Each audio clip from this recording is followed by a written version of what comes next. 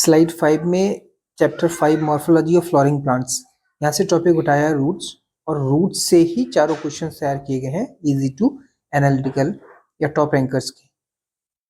तो अटेम्प्ट कीजिए इनको, और अटेम्प्ट करते समय ये अच्छे से ध्यान रखना है कि हर एक क्वेश्चंस में किस कॉन्सेप्ट को पूछा गया है।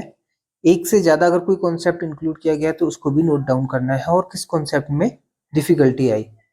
जैसे फर्स्ट क्वेश्चन अगर आप अटेम्प्ट करोगे, बेसिक है, इसमें सिंपली पूछा है कि रूट्स का फंक्शन क्या होता है। ठीक है, तो ये अगर आपको रूट का, ये तो आसान है, शायद मोस्ट ऑफ द स्टूडेंट्स इसको अटेम्प्ट कर लेंगे। ठीक है, सेकंड क्वेश्चन में क्या पूछा है, मॉडरेट लेवल का है। In which of the following plant does root modify to store food. तो बेसिकली रूट के मॉडिफिकेशन से उठाया है यहाँ पे क्वेश्चन, और मॉडिफिकेशन के साथ साथ एग्जांपल्स अगर आपको दो चार पता है तो आप इसको आसानी से अटेम्प्ट कर लोगे। ठीक है, तो रूट के, अब सवाल ये आता है कि यहाँ पे सिर्फ इसी की बात नहीं है, रूट के अलग अलग प्लांट्स में जो मॉडिफिकेशन के एग्जांपल्स हैं वो भी आपको रिकॉल हो जाने चाहिए, क्योंकि जरूरी नहीं है जो इस तरह का क्वेश्चन यहाँ पे पूछा हुआ है वो नेक्स्ट क्वेश्चन कोई नया क्वेश्चन बने तो उसमें भी वही पूछा जाए, तो उसमें एग्जाम्पल बदल दिए जा सकते हैं। ठीक है, थर्ड क्वेश्चन एडवांस लेवल का है, इसमें पूछा हुआ है prop roots and stilt roots perform similar functions in different plants, similarity is due to which evolutionary adaptation. अब देखो इसमें कई सारे कॉन्सेप्ट घुसा रखे हैं इसमें। एक तो प्रॉप रूट्स क्या होते हैं वो पता होना चाहिए, फिर स्टिल रूट क्या होते हैं ये भी पता होना चाहिए। ठीक है, इसके बाद इन दोनों का इवोल्यूशनरी एंगल क्या होता है, क्यों दोनों अलग अलग हुए, और प्रॉप रूट्स कहाँ किस ज्योग्राफिकल रीजन के प्लांट्स में पाए जाते हैं, स्टिल रूट कौन से प्लांट्स में पाए जाते हैं, वो कहाँ किस रीजन में किस ज्योग्राफी में ग्रो करता है। ठीक है, वहां से इवोल्यूशनरी पॉइंट ऑफ व्यू आपको समझ में आ जाएगा।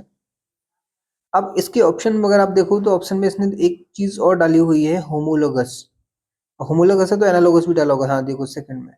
तो आपको यहाँ पे होमोलोगस और एनालोगस स्ट्रक्चर क्या होते हैं वो भी आपको पता होना चाहिए। तीसरा वेस्टिजियल स्ट्रक्चर्स भी डाल रखा है। तो ये तीसरे क्वेश्चन में इसने क्या क्या पूछ लिया, प्रॉप रूट से लेके 3 ये और 3 ये, मतलब कुल मिला के 6 कंसेप्ट आपसे पूछे गए हैं। तो आपको 6 की नॉलेज होगी, तब आप इस क्वेश्चन को आसानी से अटेम्प्ट कर जाओगे। ठीक है, कंफर्म। लेकिन अगर कोई भी कॉन्सेप्ट आपको मिसिंग है, उसकी डेफिनेशन नहीं पता, तो आपको थोड़ा सा मुश्किल हो सकती है। फोर्थ क्वेश्चन एनालिटिकल है, इसमें क्या पूछा है, इसमें फिजियोलॉजी और मॉर्फोलॉजी को इंटीग्रेट कर दिया है, और साथ में आपको रीजनिंग भी लगानी है, क्योंकि ये स्टेटमेंट और एजर्शन, मतलब एक तरह से कह सकते हो दो स्टेटमेंट दे रखे हैं, और उसमें पूछा हुआ है कि कौन सा सही है कौन सा गलत है। तो आपको अच्छे से ध्यान से पढ़ना है इसको। न्यूमेटोफोर्स क्या होते हैं पहले ये पता होना चाहिए। जियोट्रॉपिक मूवमेंट्स क्या होती है ये आपको पता होना चाहिए। मनग्रुव प्लांट्स कहाँ उगते हैं, किस तरह के होते हैं, ये आपको पता होना चाहिए। ठीक है, फिर इसके बाद क्या है, गैसियस एक्सचेंज इन वाटरलॉग्ड सॉइल।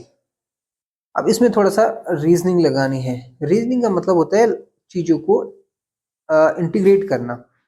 ठीक है, जो आपने समझा है उसको सामने वाले एग्जाम्पल के साथ में इंटीग्रेट करके अप्लाई करना। तो वाटरलॉग्ड सॉइल क्या होती है आपको पता होना चाहिए। तो ये सारी चीजें पता होने के बाद में फिर आपका आंसर निकल के आएगा, जिसमें आप इन सब के बीच में रिलेशन बिठाओगे। ठीक है, तो इस तरह से आंसर आसानी से निकल के आ सकता है। तो ये है 4 क्वेश्चन, अटेम्प्ट कीजिए, इसका सॉल्यूशन आपको नेक्स्ट स्लाइड में मिल जाएगा।